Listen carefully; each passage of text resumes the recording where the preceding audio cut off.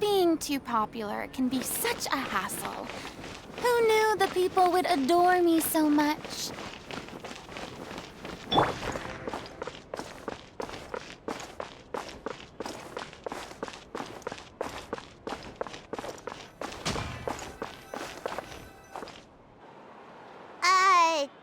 Did Catherine really give us the right address? She lives here? Not that there's anything wrong with this place. It's just, a bit of a step down from the Palais Marmonia. You know, it's common courtesy to make sure the homeowner isn't in earshot when you're denigrating their abode. Ah! Okay, when did popping out of thin air become all the rage? First Catherine and now you? I was just out on a shopping trip. I ran out of macaroni, so I went to grab a few more bags. I used to have a much wider range of choices when it came to food, but now I'm finding that simple, traditional home cooking can be quite delicious too.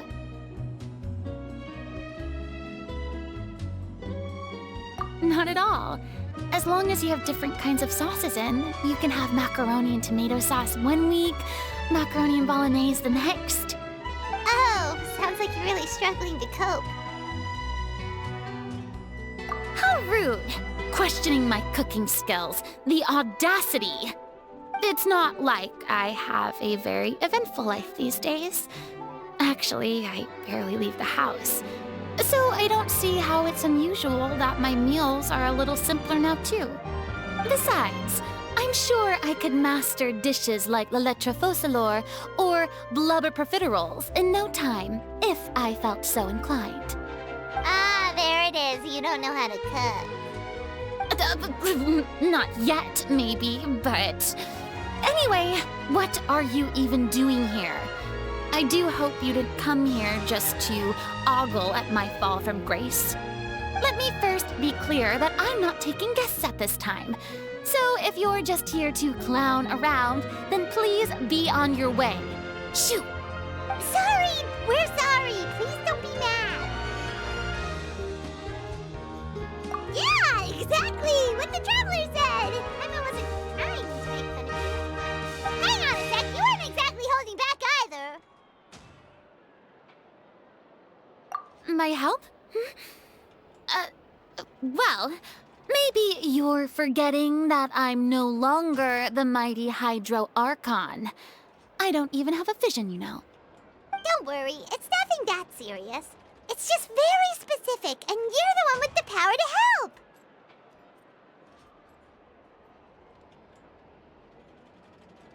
Oh? Well, if that's the case, then fine. I'll spare you the lecture about your attitude just now. So tell me, what specifically makes this matter so specific? Ah, I see. I knew you couldn't have come all this way just to amuse yourselves at my expense.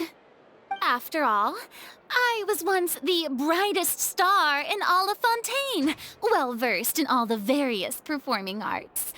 A mere musical is well within my capabilities. But given the present circumstances, I'm afraid I must regretfully decline your casting request. How come? It sounds like this would be a breeze for you. True, but I have made a decision to retire from the stage. Although I am no longer required to play the role of the Hydro Archon, the time I spent inhabiting that character has left an indelible mark on me. Centuries of pretending to be a different person changes you completely.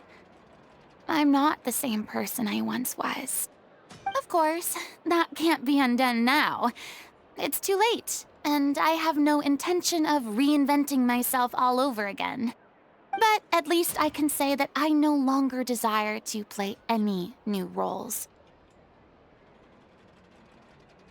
Paimon can understand, but this is just a one-off part to fill in for someone who's sick. Surely that's okay.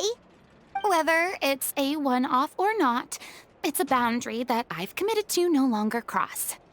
If I make an exception to the rule now, I'm just leaving a back door for myself, which would be the same as not having a boundary in the first place.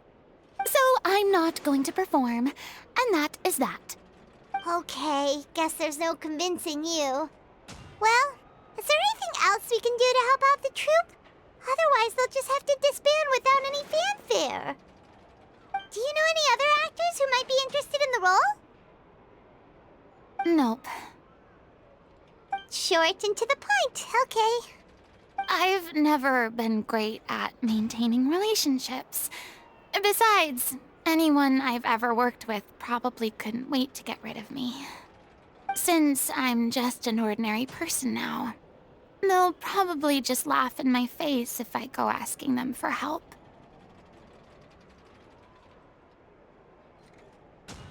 True, but I mean, could you even blame them? I show up out of the blue, begging and groveling for their help with a show they won't even get paid for? Oh, no way. I'm dying from embarrassment just thinking about it. Nope, not happening. Well, is there anything else we can do? This performance really means a lot to the guy we're working for. Have I not made myself clear? You're barking up the wrong tree.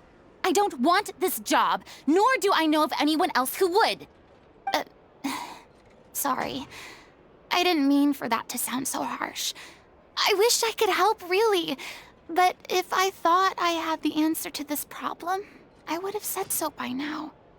It's all right, Furina. Paimon just wanted to make sure we tried everything. Oh, everyone in the troupe will be so disappointed.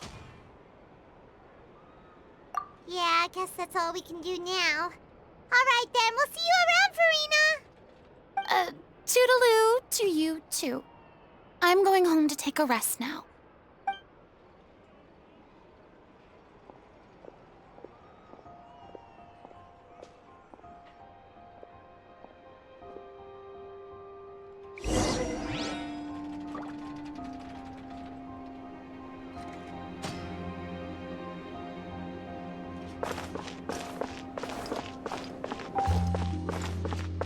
It's too bad, but we have to respect Furina's decision.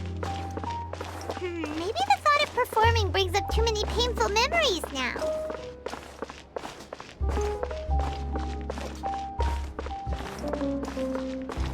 Exactly, but none of them believed me. Huh? What's going on? Are they arguing?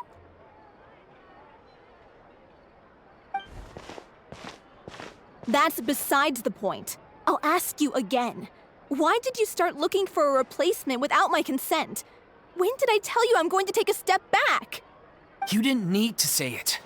We've known each other for how long now? We know the signs. But you never tell us about your illness, even when it's clearly flaring up. And that gives you the right to make a decision on my behalf? Shortly after you left, the troupe's lead actress came to the Adventurers Guild. She believes that she's healthy enough to perform. Excuse me, but can you both take a moment to discuss something else for now? The adventurer assigned to your commission has returned. Sorry, I was just dealing with a little misunderstanding.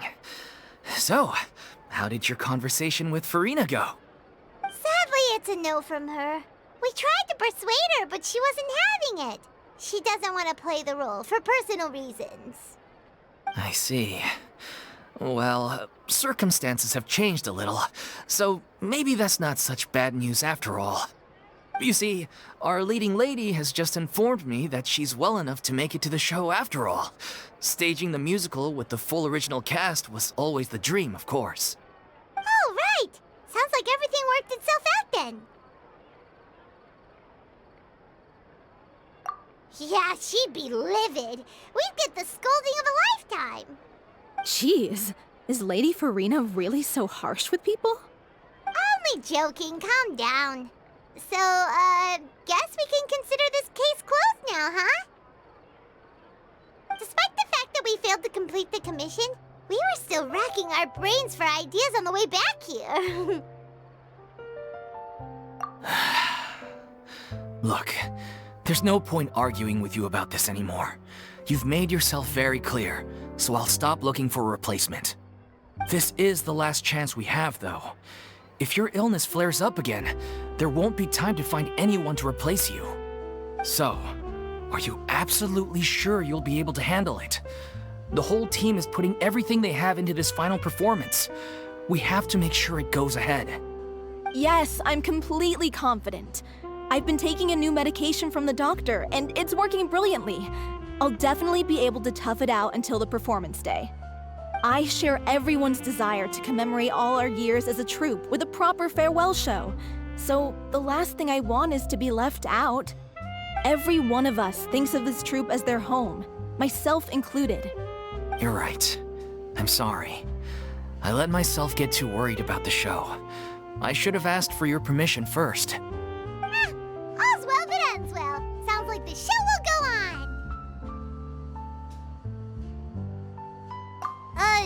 Sure.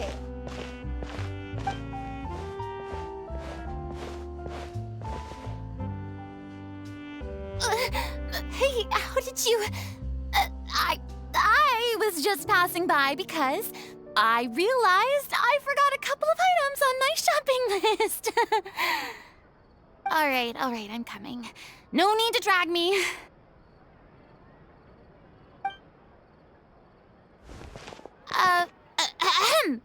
Hello, one and all. I couldn't help but overhear your conversation just now. Furina? Didn't you say you were gonna take a rest at home? What are you doing here? I was just ever so slightly concerned about the situation you mentioned. Yes, a teensy bit concerned, that's all. When you came to talk with me earlier, I jumped right to explaining my position and said some strongly worded things. And all before I even had a full grasp of the situation. Anyway, I just feel a bit bad about how it went down. I'm sorry, Paimon. Oh, it's totally fine. Paimon didn't take any of that personally. You really have a knack for asking the most uncomfortable questions, don't you? I felt very sheepish, having had a change of heart after flatly refusing you. And then, to make matters worse, you caught me. But in any case, it sounds like the issue has already been resolved. Yeah. When they said they were gonna ask for your help, I almost had a heart attack. I mean, how could we be worthy of having Lady Furina star in our show? There's no need to think like that, and no need to keep addressing me as Lady. Just Furina is fine. I was wondering, if this troupe is so important to all of you, why does it have to disband? If the difficulties are purely financial, then there must be a solution. You could put the shows on pause while you look for a sponsor, for instance. Everyone seems so devoted to the troupe. I'm sure if you keep chipping away, you'll find a way through. We all want to believe that, but some things are just beyond our control. Everything's been going downhill ever since we lost our director. She was the heart and soul of our troupe. She kept us going. Her name was O'Reilly, and she was the founder as well as the artistic director of our troupe. And tragically, she was a victim in the serial disappearances case. What? That's actually how I recognized these two. It was all thanks to their efforts that the true culprit was brought to justice. But still, no sentence can bring our director back to us. She was a loyal fan of your performances, Miss Furina. They were what first inspired her to get into musical theater. She rallied many people around her who were destitute or had lost their sense of purpose in life, and convinced them to join her troupe. She wrote her own scripts, acted on stage, and mentored each and every one of us. People loved our performances back then. We seemed to be going from strength to strength. Things were really looking up for us. And then disaster struck. Yeah. After that, the entire troupe fell into disarray. None of us know anything about script writing, let alone how to handle the business side of things. We've been doing the best we can. But despite our efforts, things are slowly but surely falling apart. It's agonizing, but ultimately, we'd rather end things now on our own terms than stick it out to the bitter end and watch all our dreams turn to dust. Oh. What a terrible waste. A gifted artist from humble beginnings who achieved so much and no doubt had much more to give. And then her life was so cruelly taken. I suppose it's fair to say then that this final show, besides being your farewell to the stage, is also your final gift for her? Yes, exactly. We all miss her terribly. Well, good thing I followed the Traveler here. After hearing this tragic tale, I can no longer stand by and do nothing. Furina. I know what you're thinking, but I by no means plan to cross the boundary I've set for myself. Besides, they're no longer looking for a replacement anyway. I can, however, provide some artistic guidance from the vantage point of a highly experienced audience member. But only if you feel this is something that would help, of course. Oh, most definitely. We'll take any guidance that you can give. We unfortunately don't have any budget for a consultant, though. Will that be a problem? I don't need any compensation. All I'd ask in return, if you're willing, is that you tell me some more about the life and work of your late director. Something I've begun to realize since my departure from the Opera Epiclese is that there's a lot you don't see when you observe everything from on high. The law only judges criminal behavior and does not weigh human emotion. The court's verdict can settle the question of criminal liability, but what about all the unresolved emotions of the parties involved? What happens to them? An interesting answer. But if you ask me, I think all emotion shall ultimately return home to the heart and slowly settle with the passage of time. Take, par exemple, how this troupe pines for their late director. Things such as this I have never witnessed before, and so I should like to observe, perchance to understand. Still a fan of your old dramatic monologues then, huh? You just want to get back in on the action, don't you? No. This is a completely different situation. Pearls before swine. The name's not Swine, it's Paimon! Would you be willing to join me? Come on, take a break from adventuring to listen to a story. Thank you all so much. Our director was a huge fan of Miss Furina's performances, as of course we all are. All right, follow me. We'll go to our usual practice space. Please excuse the size. It's a little on the smaller side.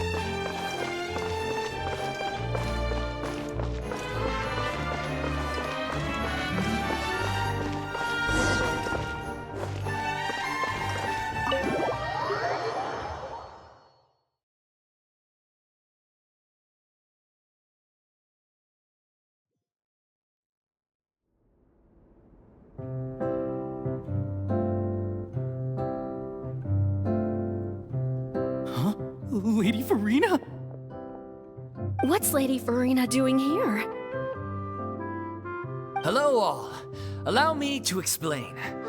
As of today, Miss Furina will be supporting our production of The Little Oceanid in the role of artistic consultant. These two over here are the ones that made it possible. They kindly reached out to Miss Furina on our behalf. I'm sure they need no introduction. You bet! That was the trial of the century! You helped bring our director's murderer to justice. We can't thank you enough. Oh, please don't mention it. We're just here to join in on the fun. So, you were saying The Little Oceanid? Yeah, that's the name of our final show. It's an unfinished script left behind by our director. One of our greatest regrets is that she never got to complete it. So, if we can bring it to the stage and make it a successful show, we can all take some solace in that. Wait, but if it's not finished, then... Yeah, we've been battling issues on every front trying to realize this dream. Anyway, let me give you a quick summary of what the story's all about. The protagonist of the story is a young Oceanid who transforms herself into human form, despite the protests of her family. She longed to live just like any other human, and sure enough, she found friendship and even love. Everything seemed perfect.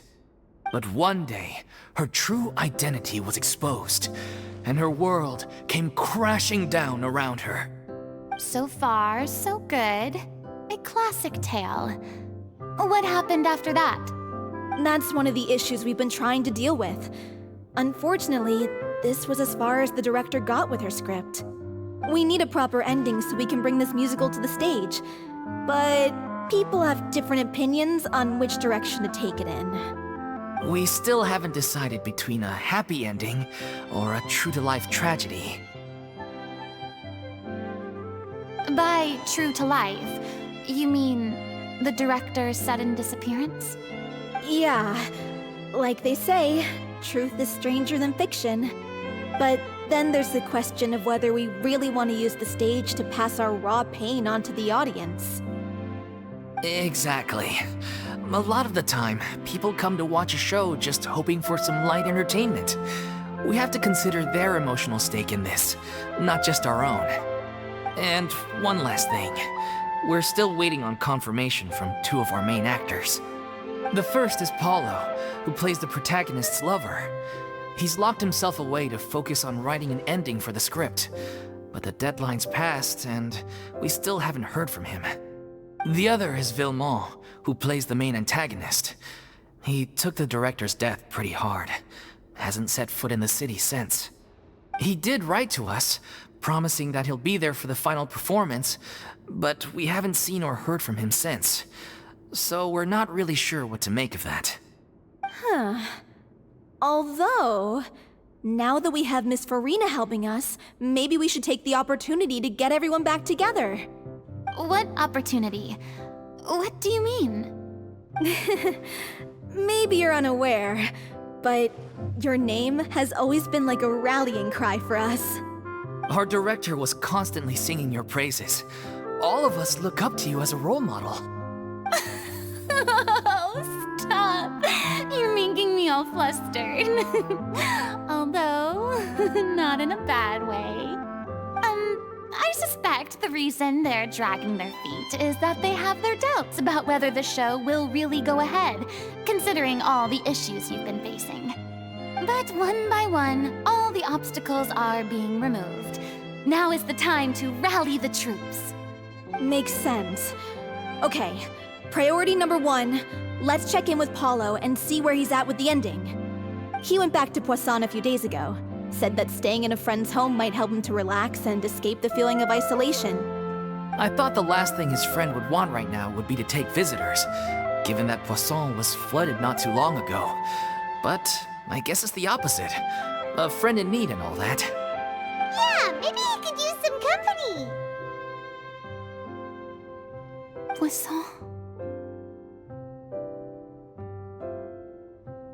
Nothing. I suppose my presence will be indispensable if we are to restore his faith in the show. So, allons-y. Puissant!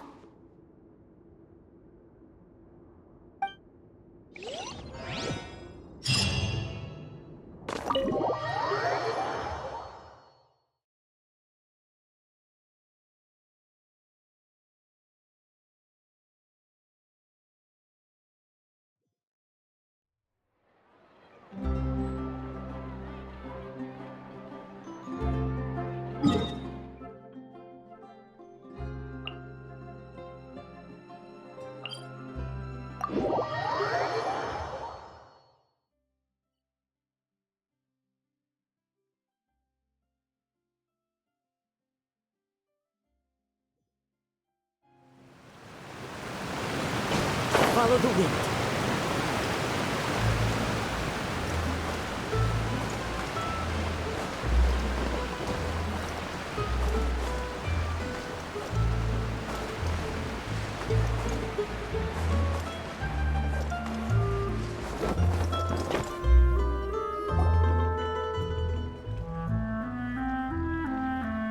If I remember correctly, this is where he's staying.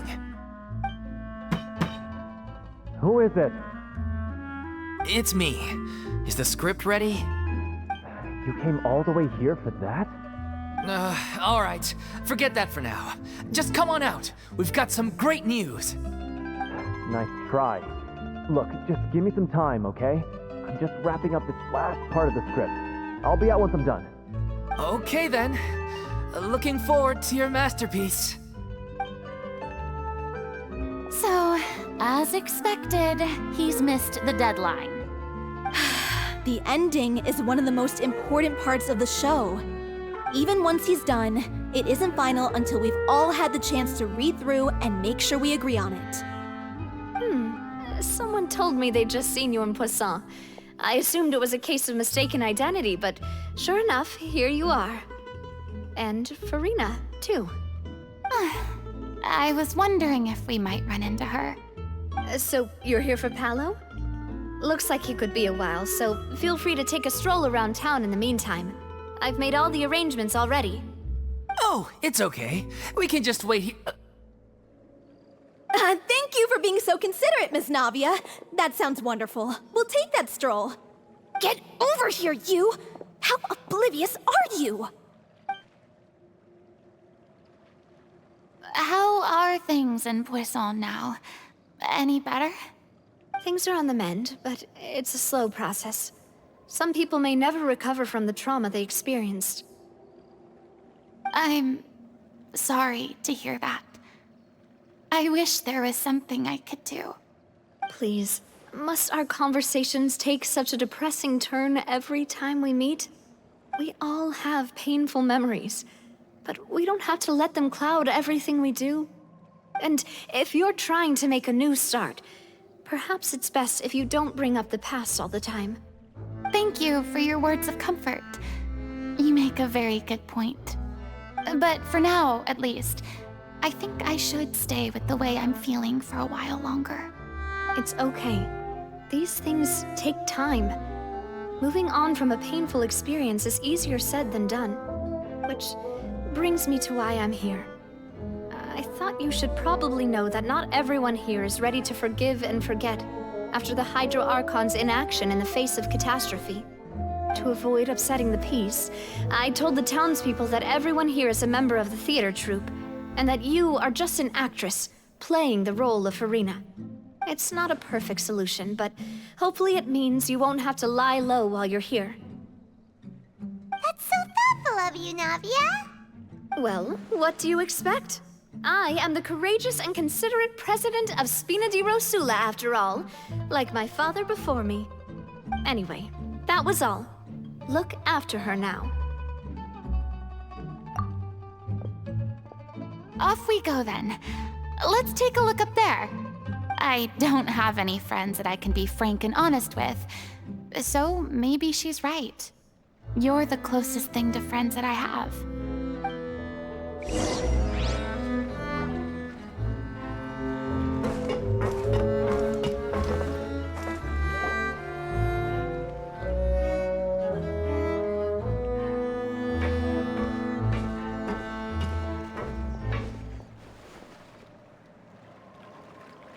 so grateful that Miss Nafia was so understanding. To be perfectly honest, I didn't know if I was ready to meet her. It's always easiest to just run away from your problems. But that never fixes anything. You can't get around the obstacles without facing them. So that's why you were nervous when they brought up Poisson. Yeah. I'd be lying if I said I wasn't scared of coming back here. Still, I felt it was something I had to do. As I was saying before, I want to see for myself the things that I never could in the past. I'd be overjoyed if the people here could find it in their hearts to forgive me. But they're more likely to unleash a tirade of vitriol against me, which, of course, I completely understand and accept. Yeah, I can tell people are watching me.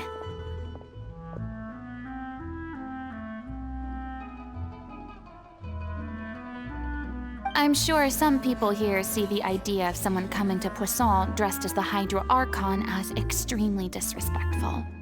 I used to be terrified of the gaze of other people, especially when they had suspicion or resentment in their eyes. I guess I wasn't quite ready for this after all. I'm not surprised you're making yourself go through all of this. I can't let myself see only the things I want to see. How would that make me any different from before?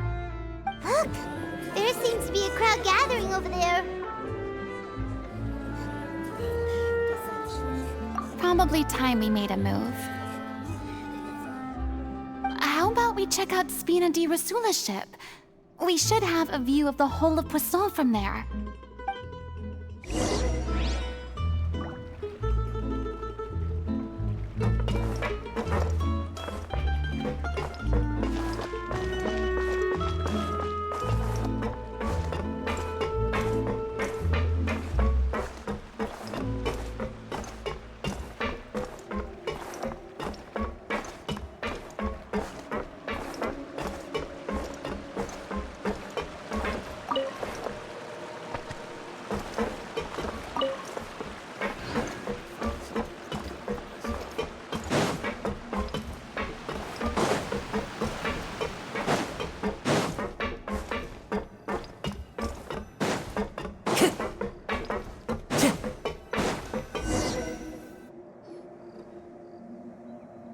I'm sorry.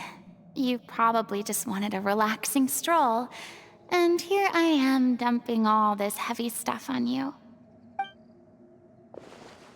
We don't mind. It's actually refreshing to see a different side of you. Great. Well, I appreciate your company, so please don't disappear just yet. I don't know whether you can tell, but the years of suffering and loneliness aren't the only reason I have a hard time facing up to who I used to be. As I stand here by the ship, I can't get the images of the rising water out of my mind. One after another, people were taken by the water. All those treasured lives and memories washed out of existence in an instant.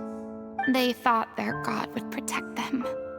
They had absolute faith that when disaster struck, a divine power would save them from harm.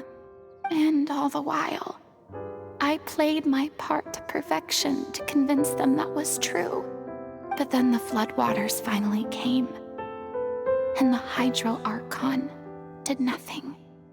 You shouldn't look at it like that. You were only doing your duty. I've had to go through so many moments like that for the sake of protecting the truth. As time went on, it got harder and harder to bear, and I became more lonely and isolated. Eventually, I realized I had nothing left except the truth. I became terrified of completely failing in my task, and was haunted by the thought of being left all alone, weeping on my throne.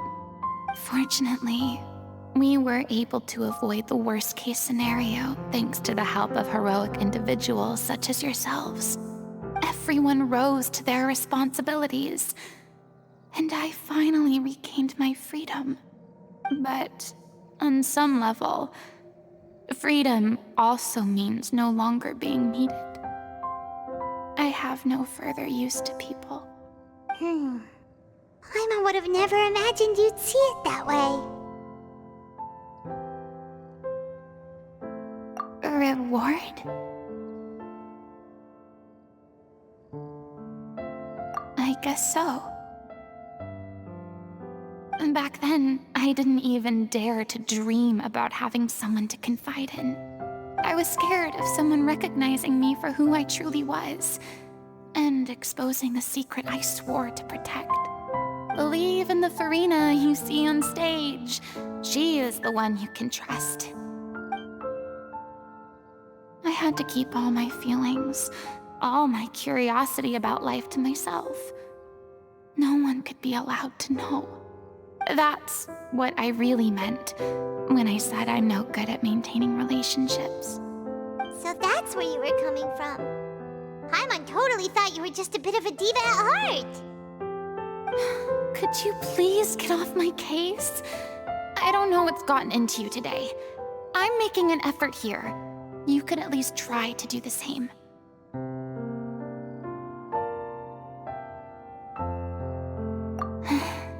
I do. I once had nothing but the truth, and now I'm finally free to live my own life again. And even though I have no idea where I'm going right now, at least the choice is in my hands. All right, it's about time to head back. Paulo should have finished the ending by now. Sure. Okay, let's head back and check it out.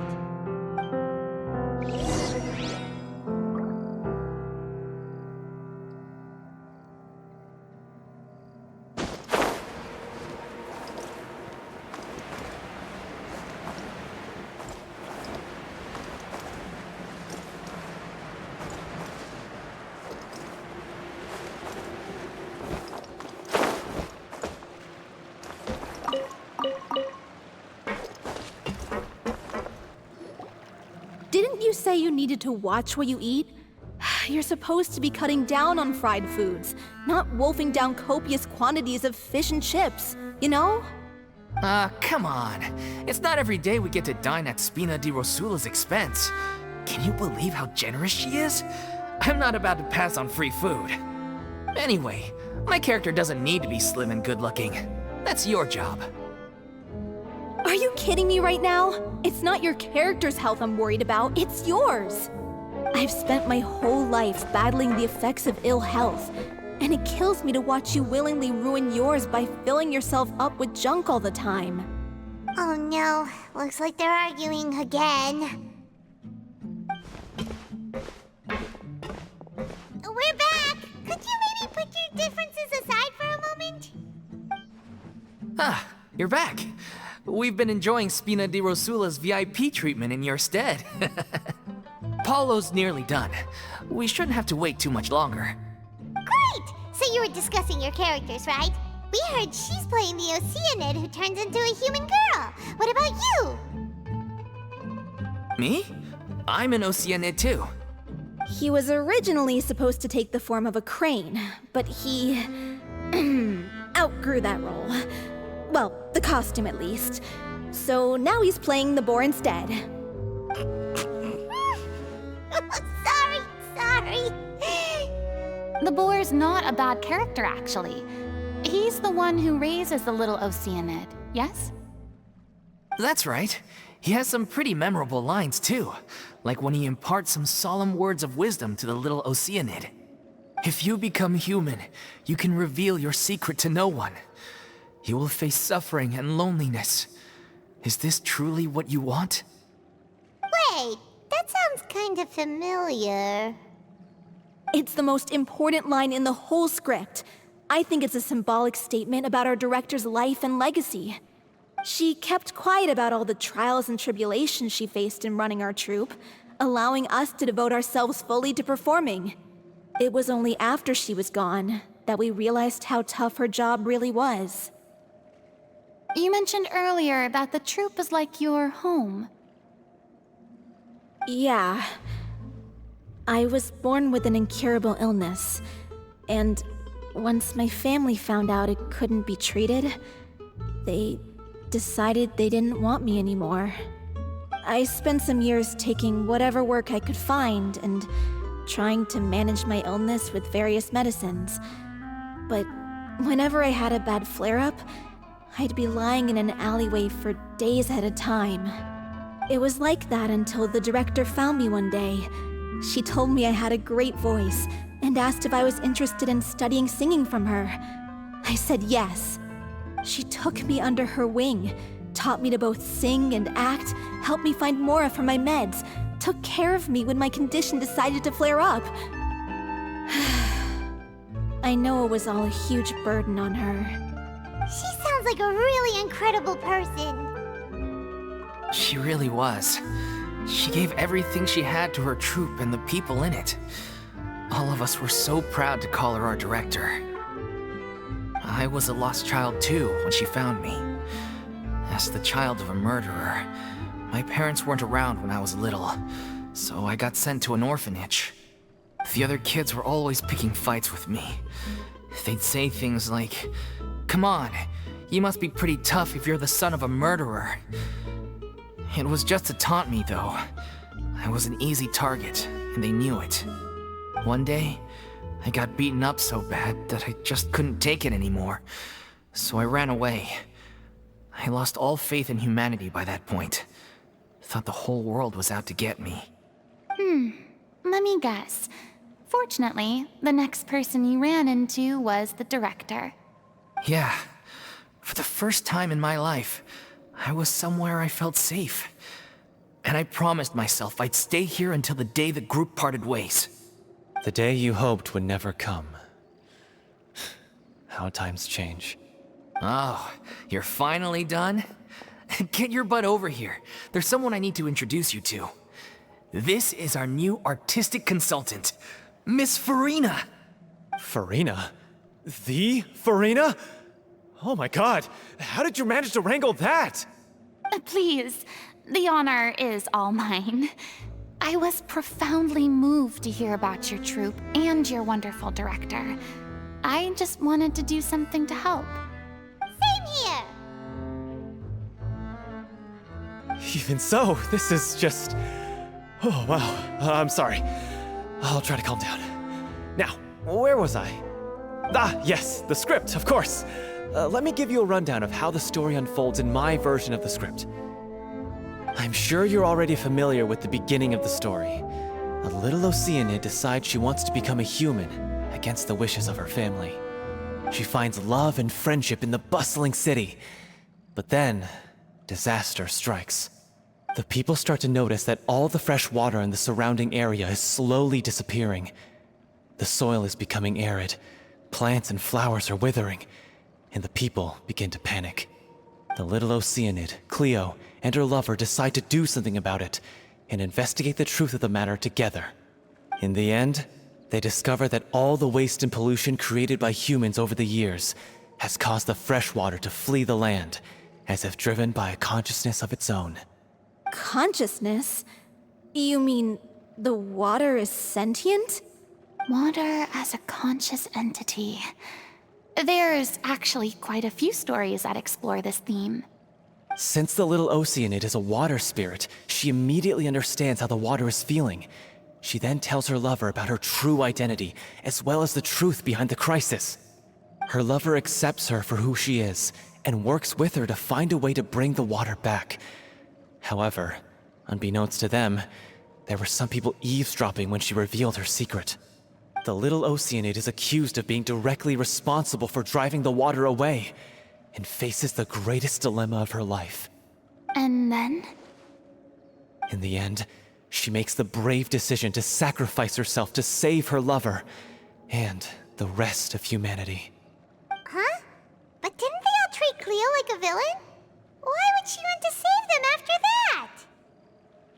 Well, she mainly wanted to save her lover, plus everyone who'd stood up for her.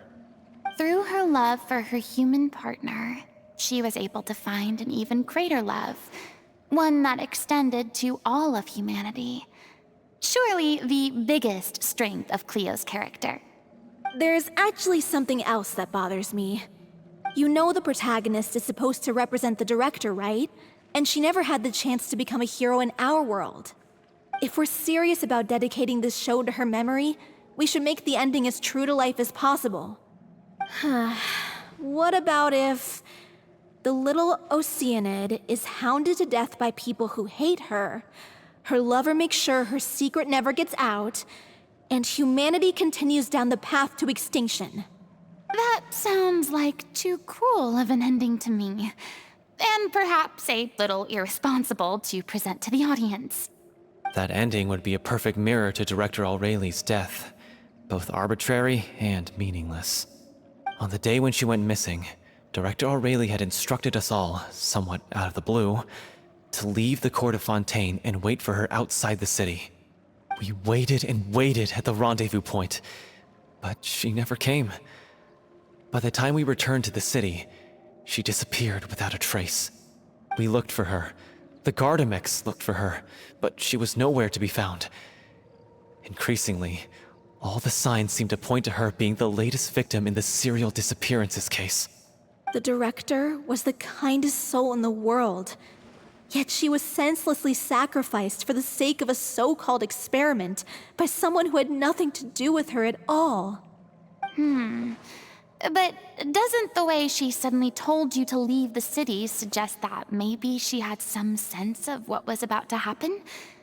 It almost seems as if she was moving you to safety. I've been trying to follow up on that ever since, but all my efforts so far have turned up nothing. Villemont might know something, but he won't open up to me. Villemont? The one who's playing the role of the villain? Yeah. He's been overwhelmed by grief. I think the director's death hit him hardest of all. Grief? Guilt, more like. Also, I have a hard time imagining that anyone took it harder than me.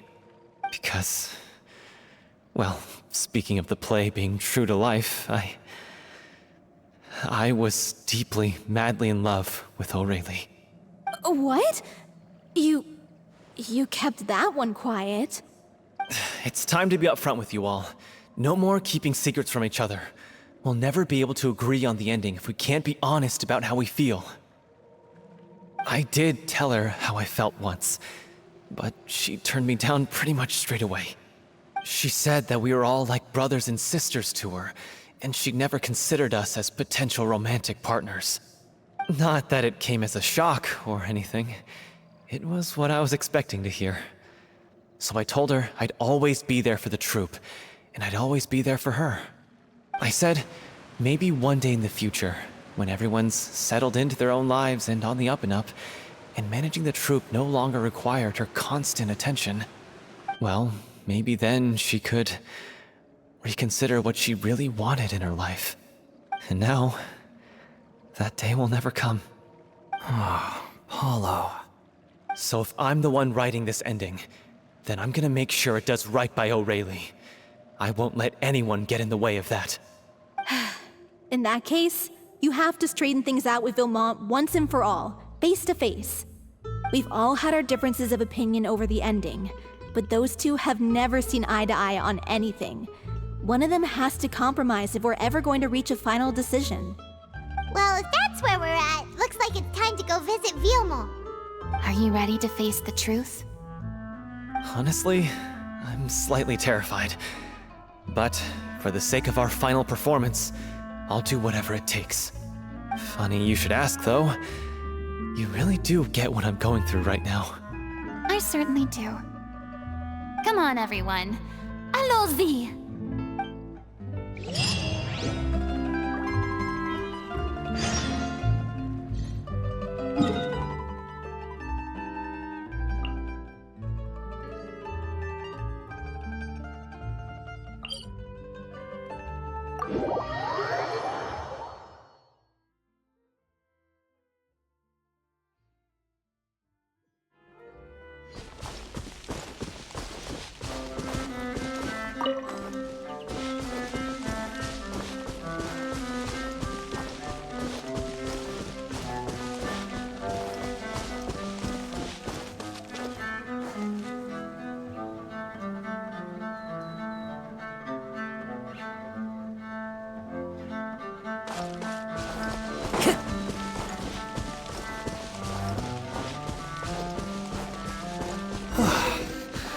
this is tough going.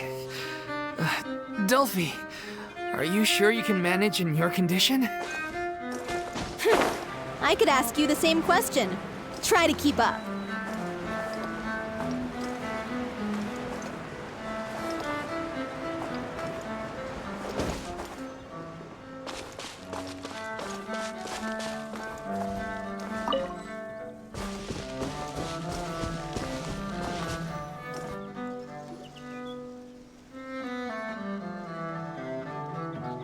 Ugh, as if this journey wasn't tough enough already without a roadblock. Don't worry. We should all be fine with the traveler here. We don't need to take a detour. Wait, why are you all looking at me? You're not seriously expecting me to fight, are you? We're just curious, that's all. I don't think anyone's ever seen Furina in a fight before.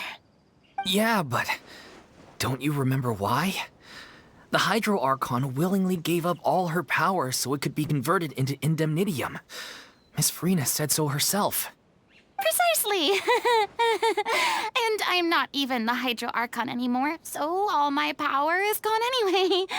As much as it pains me, unfortunately, I should just stay put.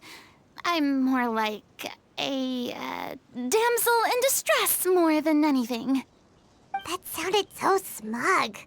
Ugh, secondhand embarrassment is unbearable. C'est la vie, indeed.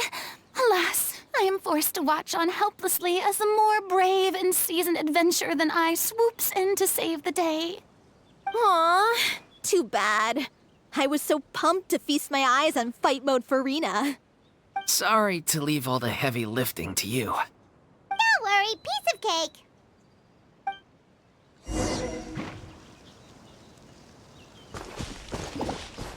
Into the wind.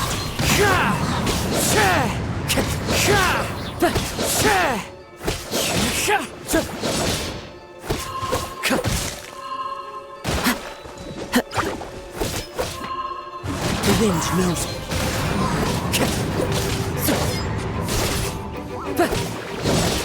Time to go.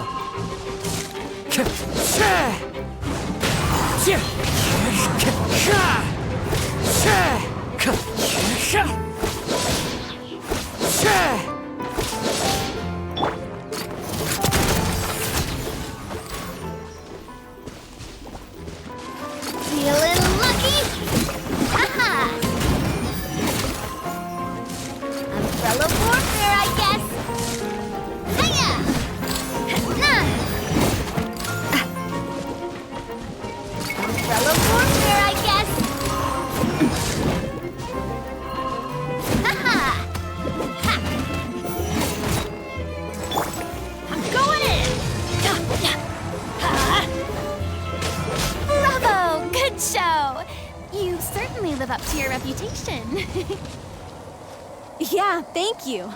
Anyway, the path is cleared now, so onwards and upwards. Oh, brilliant!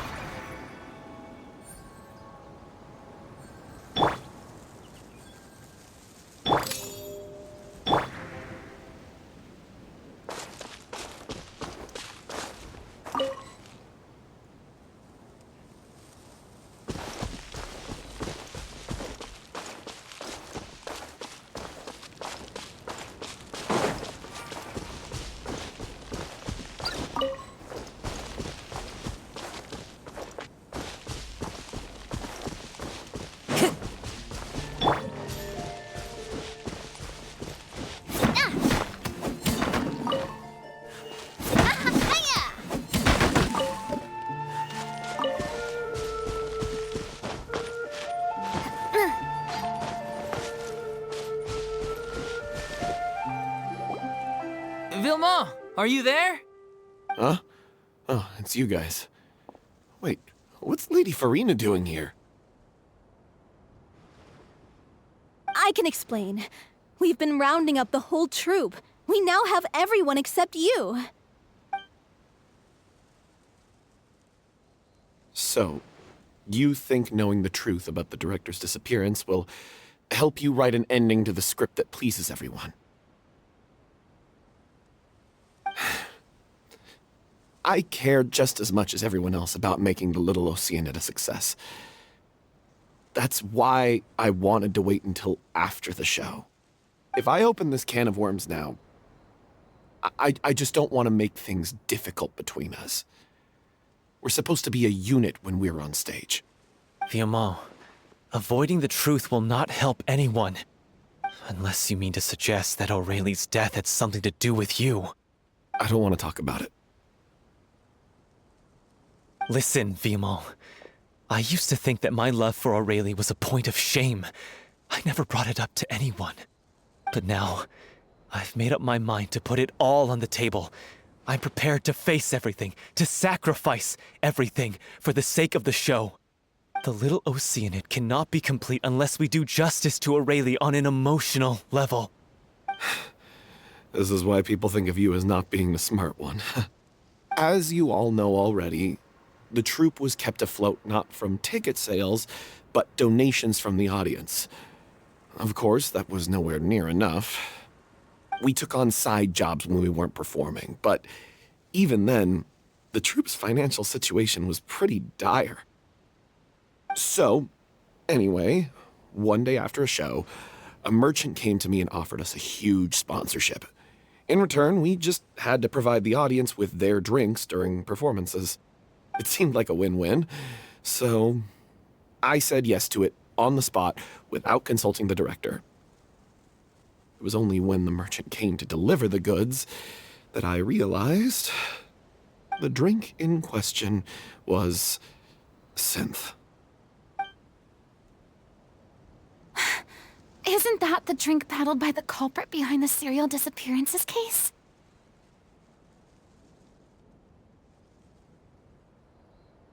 I freaked out when I saw the boxes. And I told the director everything right away. She was completely shocked as well. But she didn't reprimand me for making the decision without consulting her.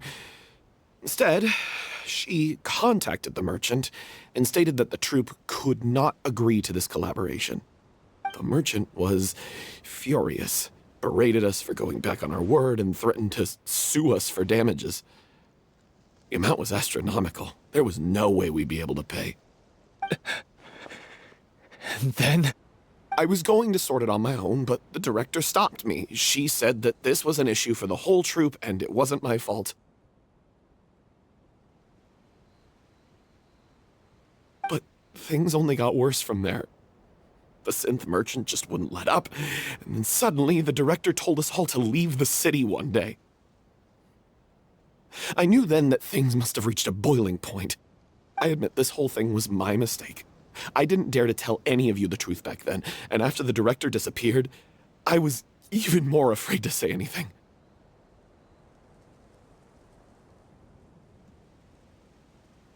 Yeah, I got Aurelie killed. There, I said it. Happy now? Hey, don't say that. You traitor!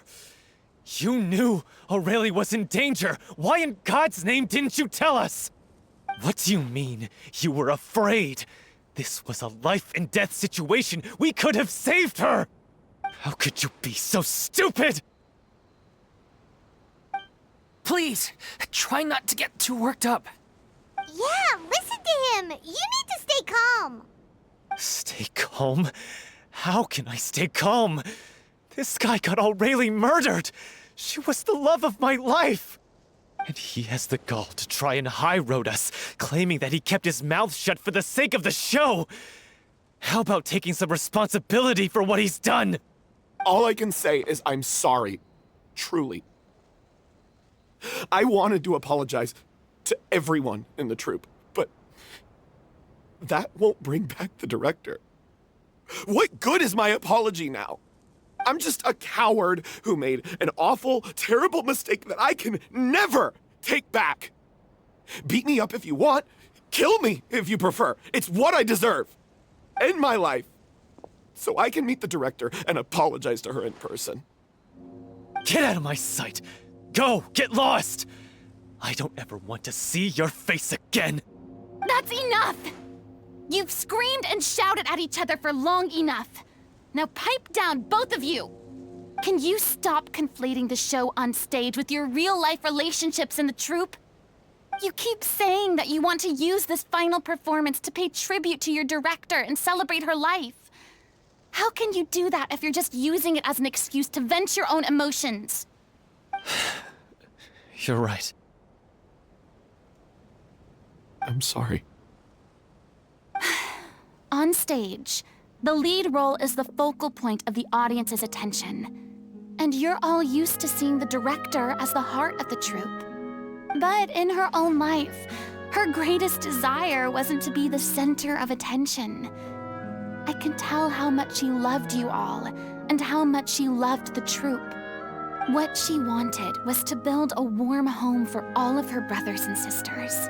To shield you all from the storms that rage in the world outside. That's how you should remember her. And that's what you should be celebrating. I understand why you're trying to make her the hero of the story, but isn't she your hero already? After everything she did for you? Yeah. So think hard about what that means. And then think again about what you hope to achieve by arguing with each other. If you really hate each other and can't reconcile your differences, then you could just call it quits now. Why bother with the final performance if the group is already fractured? But you can't bring yourself to do that, can you? You care too much about Director O'Reilly and the home she built you all to let go. What are you laughing at? I don't see what's so funny. Sorry, I didn't mean it that way. It's just that, for a moment there, it felt like our director was back with us again. If she'd seen Paulo and Vilmont at each other's throats like that, she would have scolded them exactly like you did, in that same stern voice. Really? But she sounded like such a gentle person. Of course she was. Even her harshest lectures came from a place of kindness, and it showed. She really was a truly outstanding person. What you said, it really puts everything into perspective. I'm truly sorry. I really meant for this to be a genuine apology, but I ended up making it all about me and my self-pity. It's all right. Let's save all this for after the performance. So, the ending. What are we gonna do about it? Clearly, everyone needs to take a step back for now and reflect on what really matters. When emotions are running high, things get lost in the fray. The end of the story needs to focus back on O'Reilly herself. She's the true star of the show.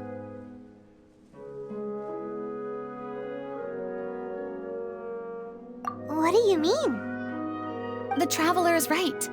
You once investigated that underwater synth base and recovered items belonging to the victims. If you could find anything that O'Reilly left behind, perhaps we can get a better sense of what she went through in her final days. You really think that's possible? I trust that nobody would object to the ending of the story being based on O'Reilly's true feelings. No. Well, we'll leave this in your capable hands. Come, let's pay a visit to the Palais Mermonia. The rest of you, head back to the rehearsal location for now and wait for our good news.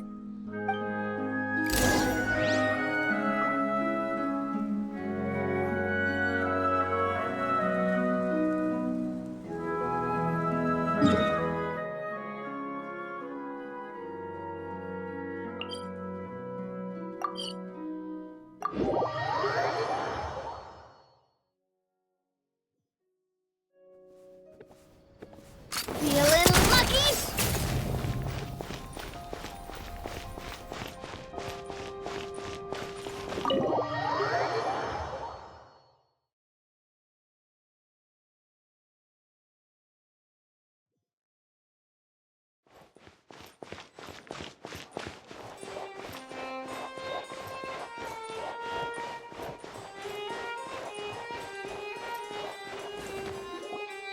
You want to review some recovered items connected to victims of the serial disappearances case? But, that case has been closed for quite a while now. Still, since you were the ones who discovered and submitted the evidence in the first place, you don't actually have to submit an application. Okay, please hold on. I'll have someone dig them out.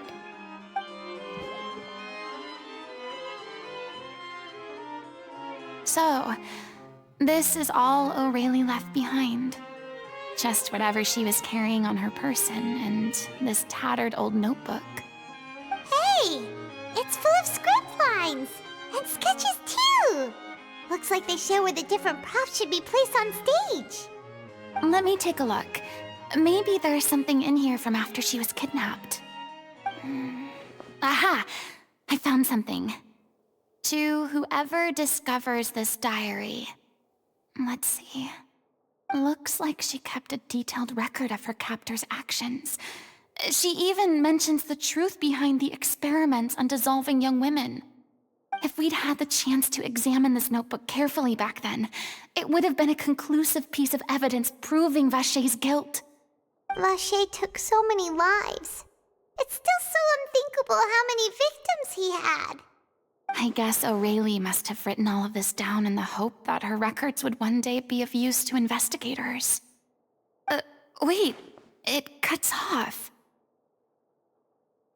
Her handwriting here gets patchier and more illegible by the line. She probably didn't have much strength left. Her final words are... I'll let you read them for yourselves.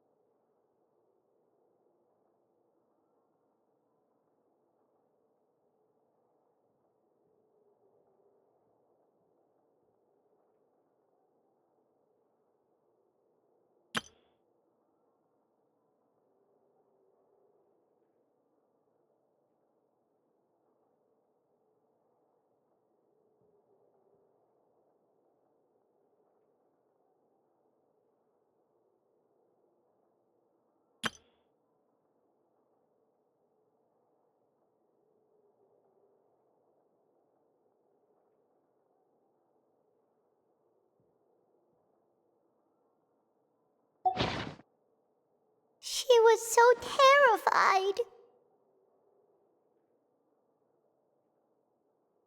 She may have been a mighty hero in the eyes of her troop, but at the end of the day, she was only human.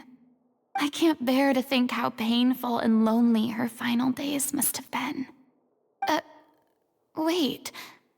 This part on the last page sounds strangely familiar.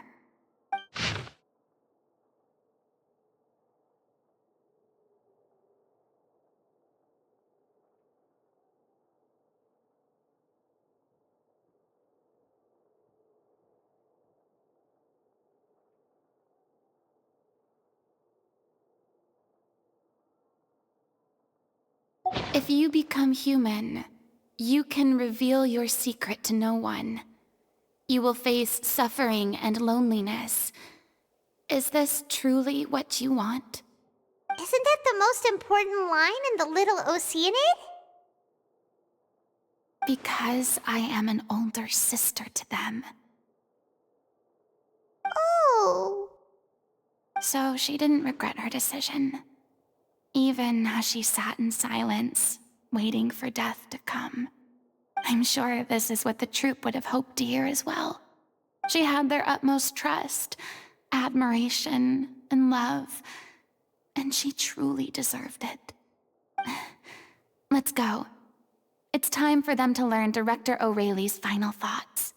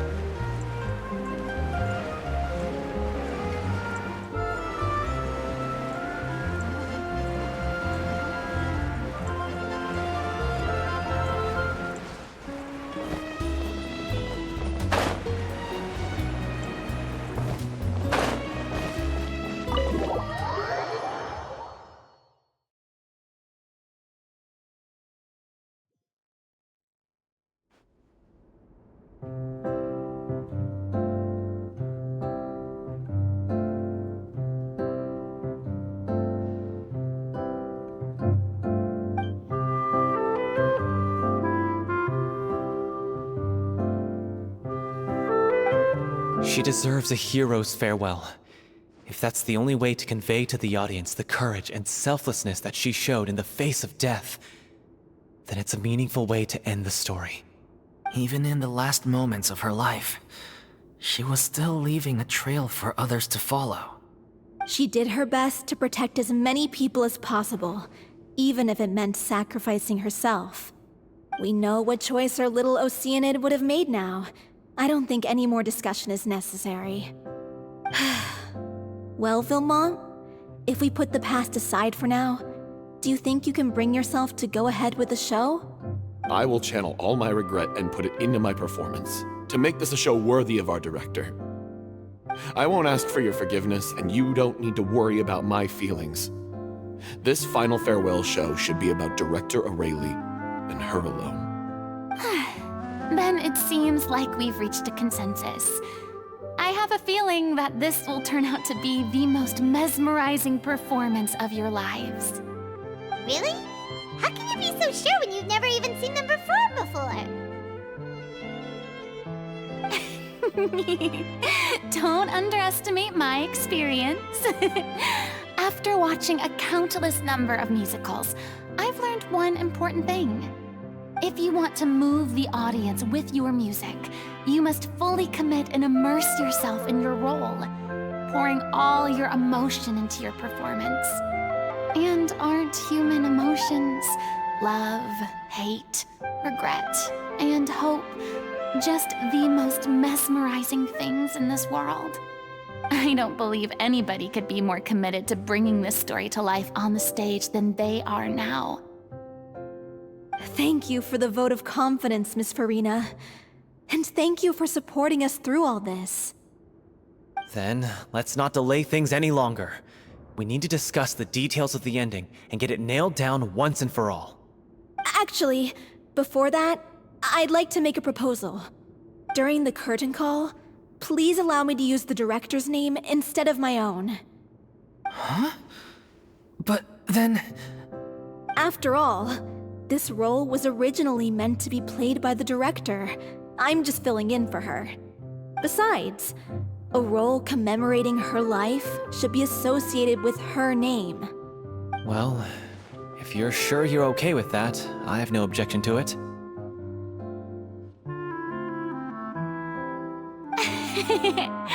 Now we're talking like a serious acting troupe. All right, I'll leave you to fine-tune your musical while I go and procure a stage. Procure a stage? Oh, it's okay. Our usual place doesn't need a reservation. That place? Oh, don't be silly. For an extraordinary show, we need an extraordinary stage. By which I, of course, mean the Opera Epiclese. Whoa, wait, what?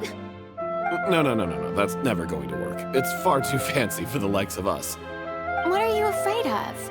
Surely you don't think that Aurelie's story is unworthy of the grandest stage in Fontaine. No, though that's not what I meant. It is supposed to be your grand finale, right?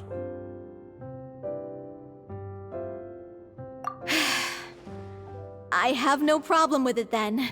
How about the rest of you?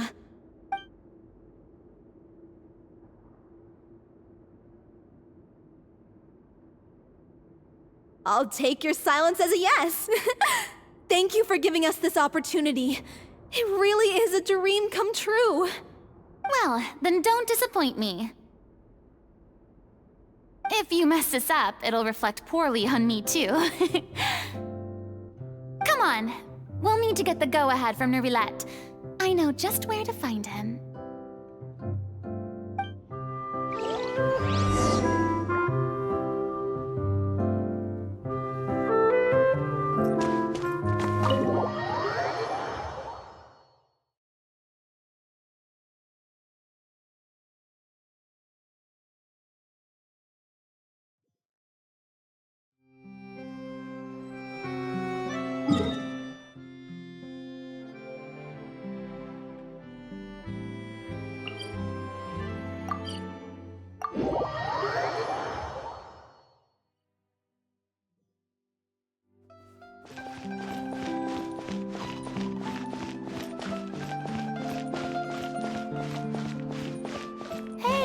Look at that!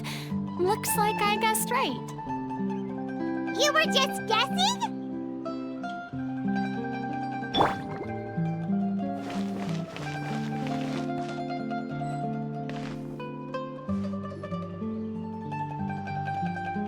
I knew you'd be here.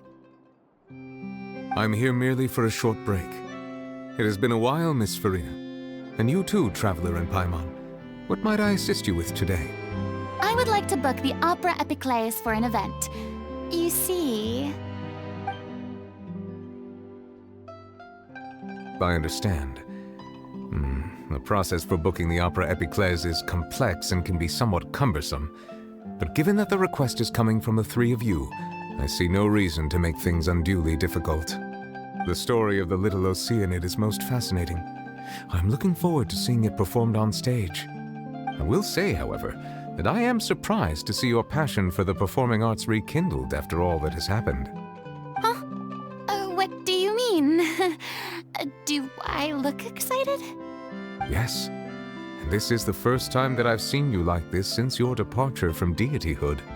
At first, I just felt bad about rejecting them, so I wanted to learn a little bit more about their situation.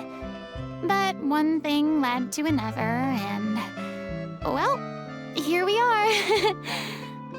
In the past, we sat in our high chairs in the court, giving our opinions on isolated cases, all while knowing very little about the human stories behind each and every one. Maybe it's because I finally become an ordinary person and gained my freedom, but I've developed a great sense of curiosity about their lives. I am truly delighted to see you find a new lease on life. Now that you've regained some confidence, have you had any thoughts regarding a return to the stage? Why would you suddenly ask a question like that? Well, if the Little Oceanid turns out to be a great success, it will no doubt become a classic. Many theater companies are certain to add it to their repertoire. The experiences and decisions of the protagonist, Cleo, are all modeled after your own. Naturally, this makes you eminently suited to playing the leading role. It would truly be a shame if you did not take this opportunity to allow audiences to enjoy your outstanding acting talents once more. Haven't I already made myself clear? I won't act or perform in any role ever again. No exceptions. Nor do I think it is any great shame. There is no lack of fine actors or inspirational stories, either on or off the stage. This experience is a case in point. I feel like I've learned a lot, and it has already been well worth the price of admission. I must admit, though, I'm a little envious. They're quite fortunate to be able to bid farewell to their past in such a magnificent manner. I see. Well, I'm glad to learn that you have found a role to play that you enjoy, be it on the stage or not. I sincerely hope the show will serve as the grandest of finales. I will have my staff book the date and mail the relevant paperwork to the troupe once the details are confirmed. Thanks, Nervalette. You are very welcome.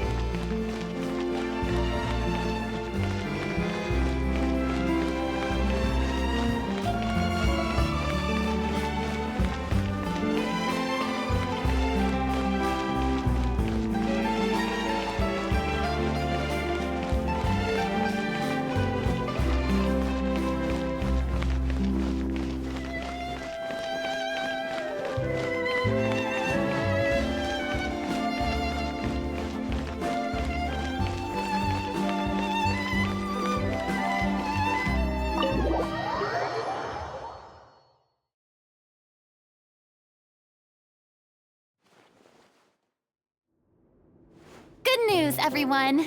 It's done. The Opera Epiclese is booked.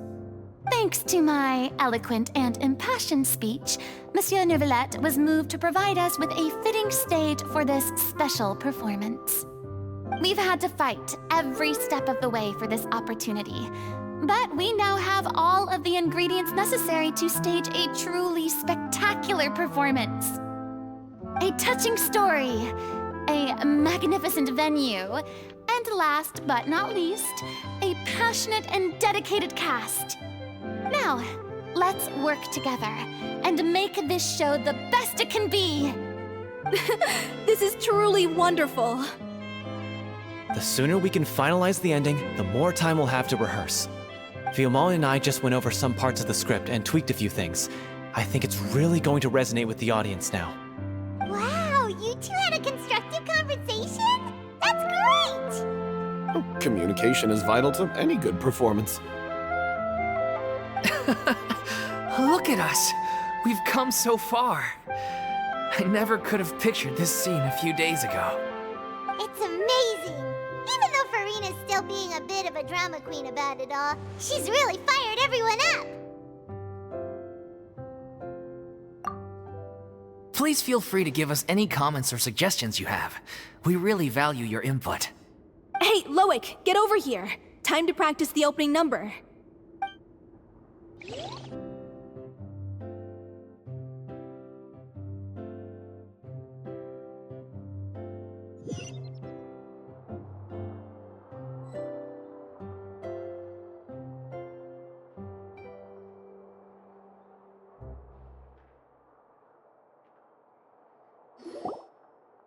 Cursed Cleo. She stole the waters of life from us. She's a fraud, and she must pay for her crimes. This has nothing to do with her. The ignorance and hatred of our people is to blame. How can we hope to win back the water's favor if we don't change our ways? This guy could be useful. Take him hostage. If Cleo wants him back, she'll have to show herself. Leave this place, O little Oceanid, and never, ever look back!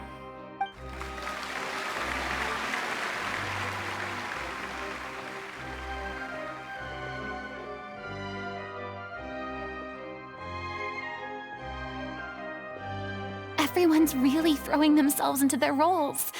I haven't seen such a fine performance in a long time. If only... What should we do? It's almost time for her to take the stage! Why? Why does it have to be now? Hey, what's going on? You're due on stage any second now. Oh no, not again.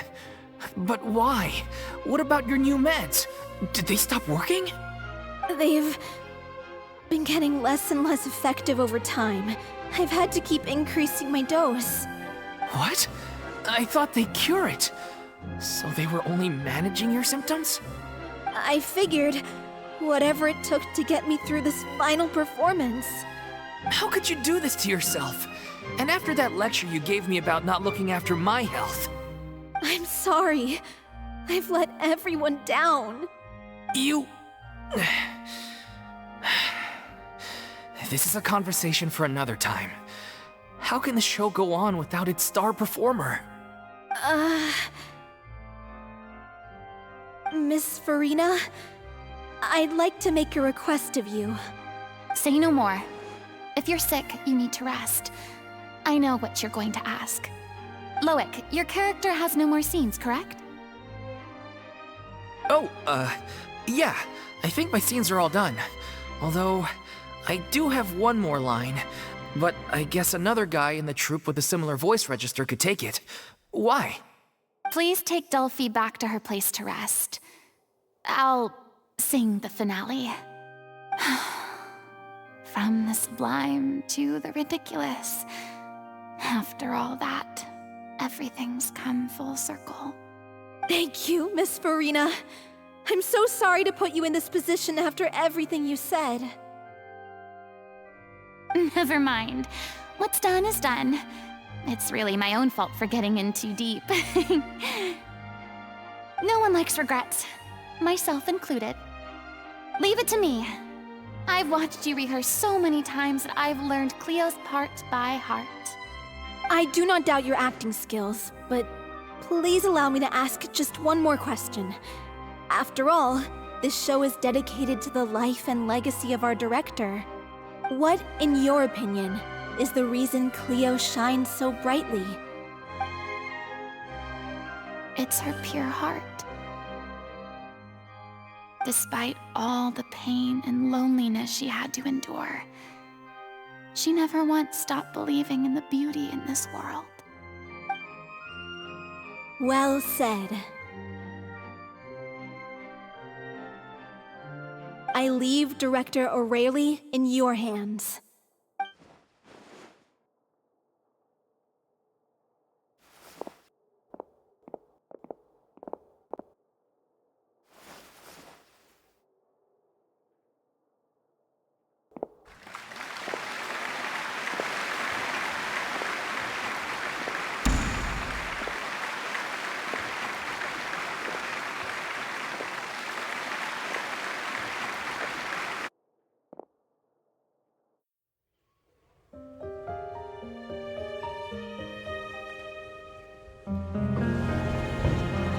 Is she here yet? When will she get here? She's not coming! You're wrong. She's here.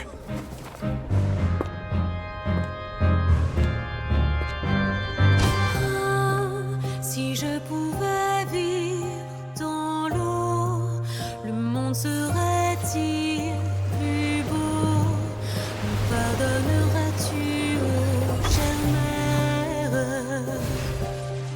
L'eau dans son courant fait danser nos vies, et la cité elle nourrit, ainsi que toi, mon doux amour. But what about your wish? My wish.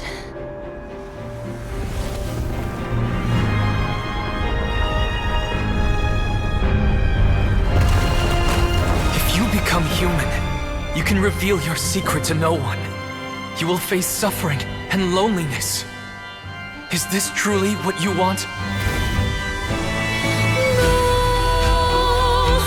Le grand amour ne suffit pas, seul un adieu fleurira.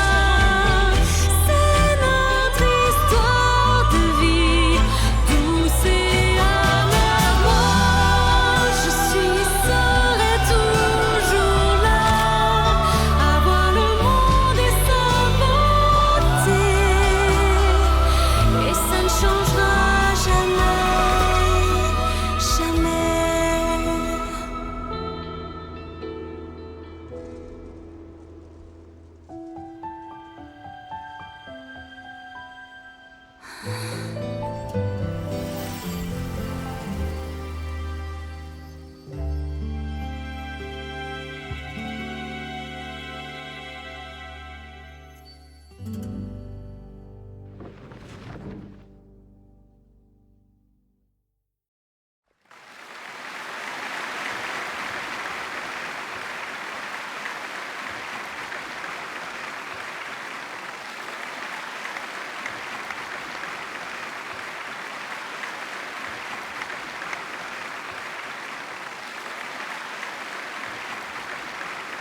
Is it just me?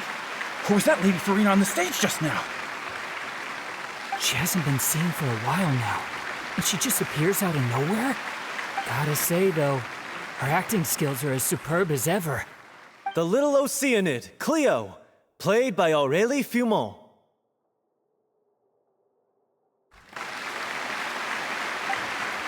Wait, that's not her name.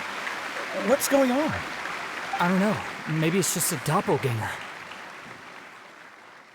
I've spent a lot of time out of the spotlight, and they didn't use my name during the curtain call either. Hopefully, not too many people recognized me. It's too bad that I had to break the one clear rule I'd managed to make for myself, even if I had no choice.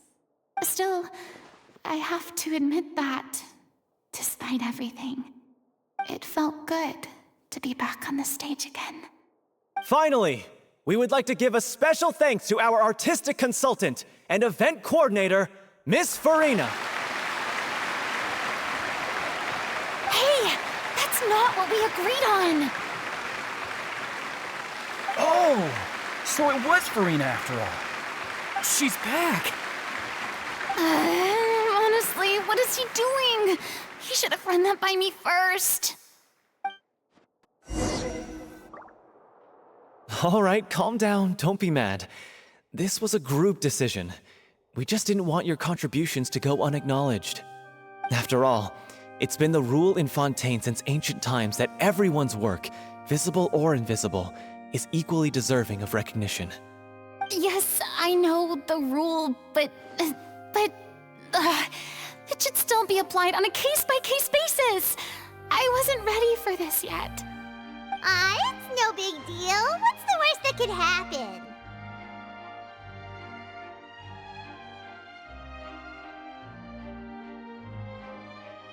Oh, yeah?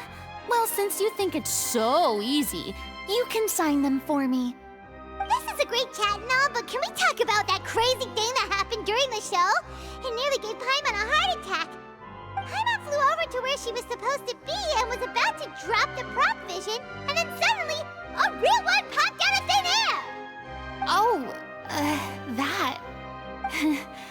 I've got no idea what happened there either. But hey, it worked pretty well, didn't it? I'll bet the audience has never seen such a realistic prop.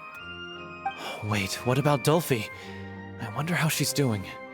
Oh, let's go check on her as soon as we finish clearing the stage. Yes. Plus, she'll definitely want to hear how the end of the show went.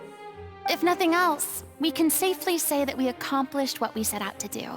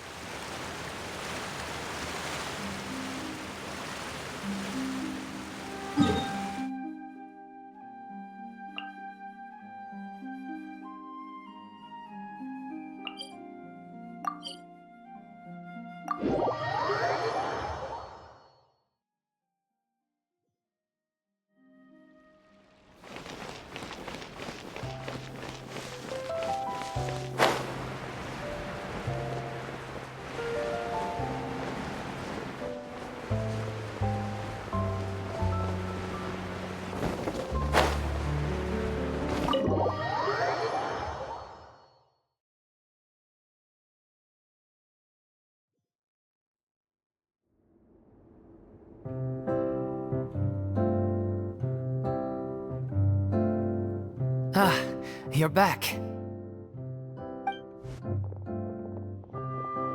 She's doing okay.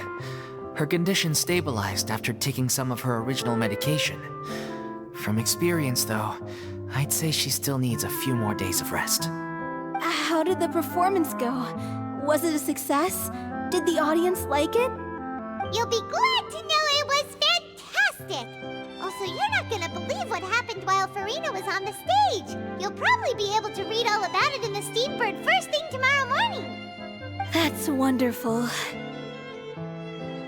I'm so sorry I failed to see it through to the end. I guess I was wrong to try and tough it out to begin with. No, don't worry about it. Like they told me after announcing my name during the curtain call, everyone's work deserves recognition. Even though you couldn't see it through to the final scene, the audience was very impressed by your performance. It's safe to say that you made your mark on this memorial show. Well, one way or another, we did it. I've had bad luck ever since I was born, so I never expect things to go smoothly in life. I'm just happy to know that we went out on a high note. That's all that matters. Blaming your bad luck again, are we? Maybe if you didn't push yourself past your limits so much, your illness wouldn't be flaring up all the time. Oh, don't you start. I don't have the energy to argue with you right now. Aw, you two clearly care a lot about each other.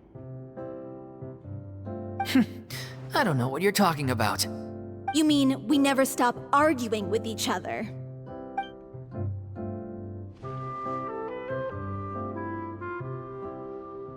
So, any plans for the next step?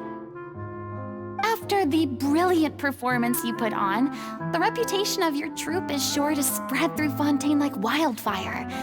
You won't have to disband if you don't want to. You could capitalize on the rave reviews and license out the Little Oceanid to the bigger theater troupes out there. That would do wonders for your financial situation. No, we should still disband. Yeah, it's what we all agreed to. After all that's happened, I should give you guys some space. But maybe our paths will cross again one day. Hey, don't just walk off!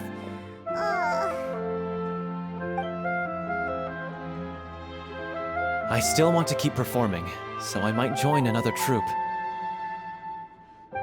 After watching Miss Furina's performance, I think I'm starting to understand our director's infatuation with musicals. You should do it. It suits you. I'd originally hoped to keep performing too, but I don't know if my health will allow me to. Oh, so now you finally got your priorities in order. I guess I'll hold off until you've properly recovered as well. What about you, Miss Furina? Any future plans? Well, frankly, I think a return to obscurity is no longer an option for me. I'm sure a slew of consultancy requests will hound me wherever I go, until I finally acquiesce. You rather sealed my fate there with your special thanks at the end of the show. Sorry. It's quite all right. No need to apologize. What I meant to say is that this whole experience has shown me that perhaps I'm not as averse to a return to the stage as I previously imagined. Maybe Nervilette was right. Maybe Cleo is the right role for me. I still don't wish to pretend to be someone else, but I do have a desire to express myself. So, maybe the show will go on for me after all.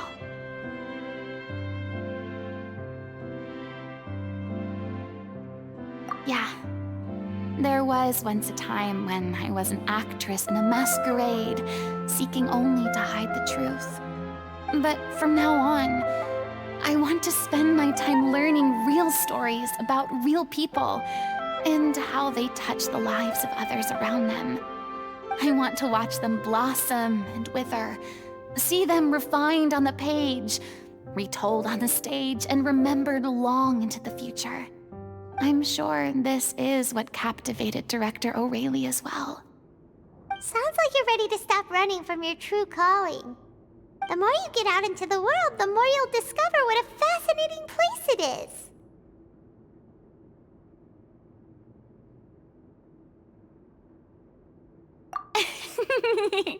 Then it's a deal. If a vision is a gift from the gods, then I should do my best to honor it.